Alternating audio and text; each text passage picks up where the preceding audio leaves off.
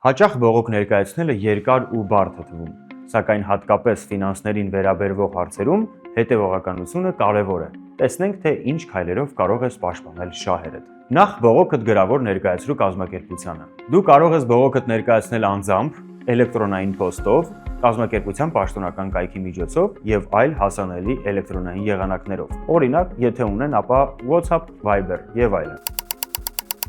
Մի մոռացիր նշել քո կոնտակտային տվյալները եւ պահպանիր ստացման փաստը հաստատող տեղեկություն։ Էլեկտրոնային եղանակով բողոքը ներկայացնելու դեպքում կազմակերպությունը պարտավոր է բողոքի ստացումը հաստատող նամակ ուղարկել 1 աշխատանքային օրվա ընթացքում։ Սպասիր պատասխանին։ Կազմակերպությունը ունի 10 աշխատանքային օր քո բողոքը ուսումնասիրելու եւ պատասխան տրամադրելու համար։ Պատասխանը պետք է հստակ նշի. բողոքը մերժվել է, եթե այո, ապա ինչու, իսկ եթե բավարարվել է, մասնակիորեն թե ամբողջությամբ։ Այն պետք է ներառի նաև որոշման հիմնավորումներ։ Համաձայն չես պատասխանի հետ, կարող ես անվճար դիմել ֆինանսական համակարգի հաշտարարին, եթե բավարարում ես հաշտարարին դիմելու պայմաններին։ Կախված քո պայմանագրից վեճերի լուծման մեխանիզմը կարող է տարբեր լինել, այնպես որ գործընթացը հարթ կազմակերպելու համար միշտ պահիր պայմանագիրդ եւ այլ փաստաթղթերը, իսկ բողոք ներկայացնելուց առաջ վերանայիր դրանք։